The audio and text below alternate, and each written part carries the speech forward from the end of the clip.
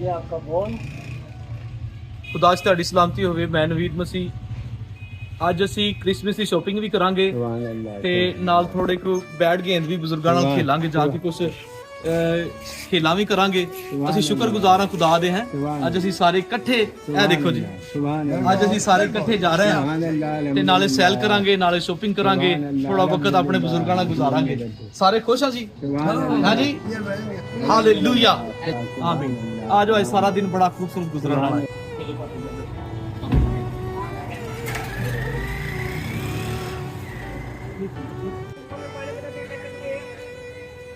इधर आ जाओ, इधर ध्यान ना भाई बाबा, इधर उधर कुछ चीज ना मार दे, साइड ना लाओ। चलो गिल साहब, अब वो साइड में जाओ।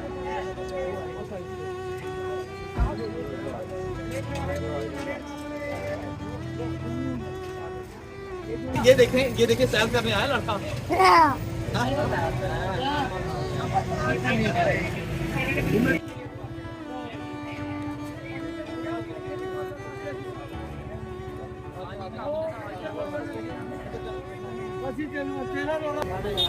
ਅੱਜ ਅਸੀਂ ਬਜ਼ੁਰਗਾਂ ਨੂੰ ਜ਼ੂ ਲੈ ਕੇ ਆਏ ਆ। ਉਧਰ ਦੇਖੋ ਜੀ, ਉਧਰ ਕਰੋ, ਇਧਰ ਆਓ।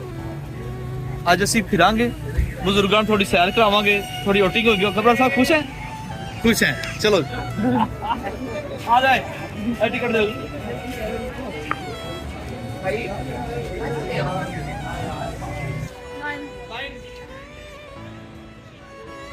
ਅੱਜ ਅਸੀਂ ਸਾਰੇ ਮਿਲ ਕੇ ਸੈਲ ਕਰਨੇ ਪਏ। ਬੇਸ਼ੱਕ ਇਹ ਸਫ਼ਰ ਮੁਸ਼ਕਲ ਹੈ, ਲੇਕਿਨ ਬੜਾ ਅੱਛਾ ਲੱਗ ਰਿਹਾ। ਕਿਉਂ ਜੀ? ਅਸੀਂ ਆਜ਼ਾਦ ਹਾਂ, ਸਾਰੇ ਪਾਸੇ ਕਦੀ ਕੋਈ ਸ਼ੇਰ ਦੇਖ ਰਹੇ ਹਾਂ, ਚਿੜੀਆ ਦੇਖ ਰਹੇ ਹਾਂ, ਤੇ ਬੜਾ ਅੱਛਾ ਲੱਗ ਰਿਹਾ। ਹਾਲੇਲੂਇਆ ਕਹੋ, ਹਾਲੇਲੂਇਆ। ਇਹ ਬਾਤ ਚਲੋ।